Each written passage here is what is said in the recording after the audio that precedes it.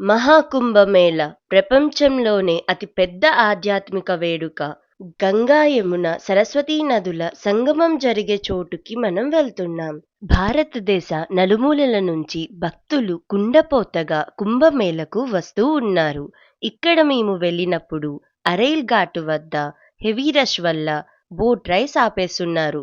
So మేము sector 14 వద్ద నుంచి త్రివేణి సంగమ ప్రాంతానికి వెళ్తున్నాము.